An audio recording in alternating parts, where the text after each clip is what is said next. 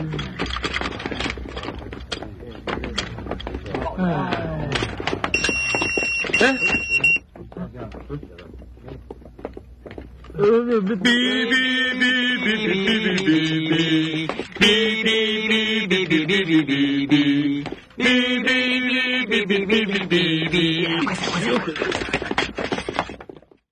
刚的声音有没有让大家觉得很熟悉呢？任何人事物都有历史，有历史就会有回忆。大家好，我是中二大叔，欢迎来到我的频道。我想现在的年轻人们或许没有看过这个小盒子。这个小盒子在中国大陆称为寻呼机，在香港称为扣机，在我国称为呼叫器，而我国与香港都统称为 BB 扣。那我在影片里面就通称为 BB 扣好了。记得小的时候常看到有些人听到哔哔声后，就拿起裤腰带的这个小盒子，看了之后就会说我去腹肌，我就会觉得这个人肯定是个经理或是总经理那样的高阶上班族。我小时候也常常想着以后上班的时候也要挂一个在腰上，但总有个疑问，BB 扣到底是谁发明的呢？在好奇心驱使下，我查阅了 BB 扣的相关资料，才知道 BB 扣的历史原来这么久远。要先说明 BB 扣的发明者之前，就必须要先从第一个类似 BB 扣系统开始说起。1921年，底特律警局将无线电接收器安装在福特 T 型警车后座，开始进行单向无线电通讯调度，成为全美第一个透过无线电定期与警车通讯的警察部门。随后，其他城市的警察部门也陆续使用这套通讯系统。由于当时的技术关系，导致无线电接收器在接收讯息时，警车经过大型建筑物或是桥梁底下时，无线电讯号就会逐渐消失，导致警局与警车无法获得稳定的讯息。时间来到1926年，当时的底特律警局威廉局长带领员警肯尼斯·沃尔特·伯纳德，还有电子工程学学生罗伯特，经过2年的努力不懈，持续改进接收器，终于让接收器能够接收到稳定的讯号。这位老爷爷他叫做阿尔道格斯，他是公认的无线通讯创始人，也是移动无线通讯领域的先驱。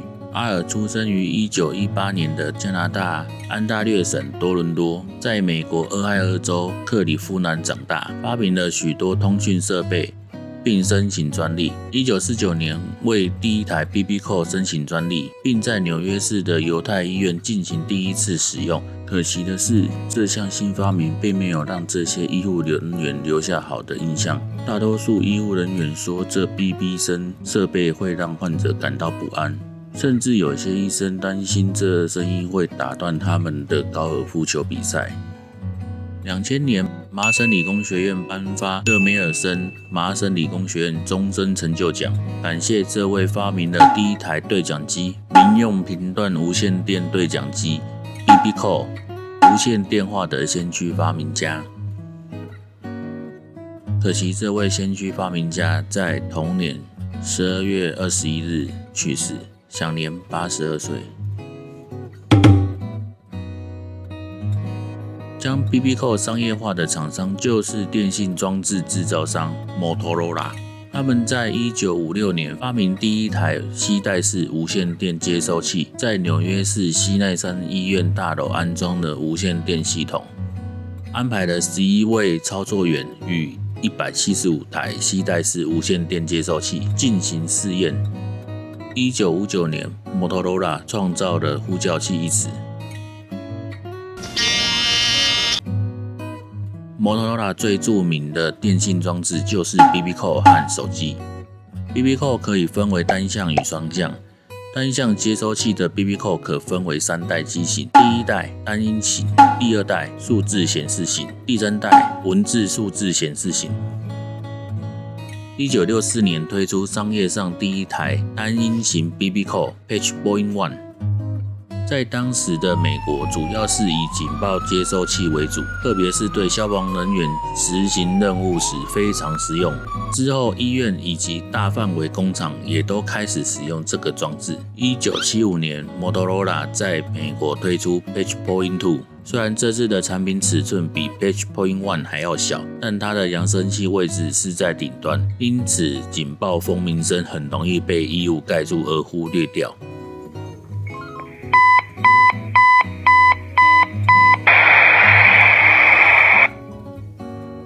我国于1976年12月18日率先开放无线电叫人业务，大台北地区首先开放使用。到了1982年，开放 NEC 数位单音型系统，涵盖台北及台中、高雄3大都会区，陆续开放至全台、澎湖、金门、马祖。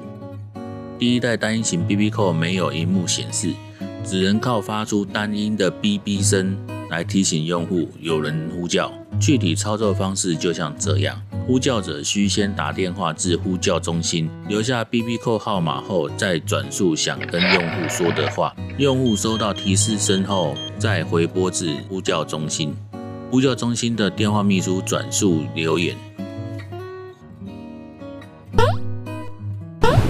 1988年2月，我国开放第二代数字显示型 BB Call。除了发出哔哔声外，显示面板还会显示数字。只要将电话号码留给用户，用户收到通知号码后，就可以知道是谁在找自己，可直接回拨给对方。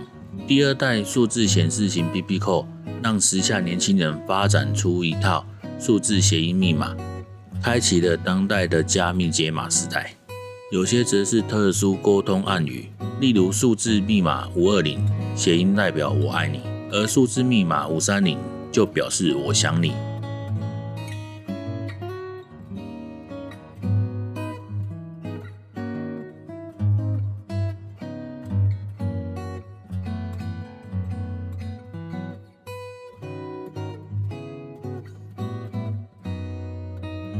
从1988年开放第二代 BB Call 后，短短4年时间，根据交通部电信总局官方统计资料，1992年我国的 BB Call 用户数正式突破100万。时间来到1998年，我国开放第三代文字数字显示型 BB Call。随后开放更进步的繁体中文显示型系统，具体操作方式就像这样，请呼叫者打电话到电信公司，电话秘书协助输入文字，这样用户的 BB Call 就会显示传递的文字讯息，像是现在的手机简讯，就连股票机也大为流行，让用户可及时获得股市交易资讯。随着技术与设备进步，业者设备也必须时常更新，连带 BB Call 几乎1-2个月就必须更换一次。上述所介绍的 BB Call 类型都只是单向发送讯息。Motorola 于1995年推出第5代双向传呼机 Tango， 其特色为可透过网络传送简讯或电子信件，进行双向讯息传递。随着手机飞速普及， BB Call 逐渐被取代，从1999年3月创纪录的432万户，到了2001年急速下降，剩下175万户，降幅接近60%。来到2011年上半年，全台用户仅剩76名。最终 NCC 决议于2011年12月31日停止无线电叫人服务业务，让 BB Call 功成身退。时至今日，几乎已经看不见 BB Call 的身影，但是它并没有完全消失哦。像是美国有些医院的医护人员，在禁止携带手机的区域，就会佩戴 BB Call， 方便接收到即时通知。没有外场人员的餐馆或是美食街，柜台人员会在完成点餐后，交给客人一个取餐器，让客人拿着取餐器在用餐位置，餐点准备完毕后，柜台人员就会遥控取餐器发出闪光及声音，来提醒客人前往柜台取餐。真没想到这个小盒子在我国居然曾经辉煌的35年，到现在都还可以看到它的身影，真是让我记忆深刻。好啦，这次的影片内容不知道各位觉得如何呢？希望你们会喜欢，拜拜。心要让你听见，爱要让你看见，问你是否愿分享每一天。我的遗憾。Motorola Bravo Temero Bravo Spatial 呼叫器。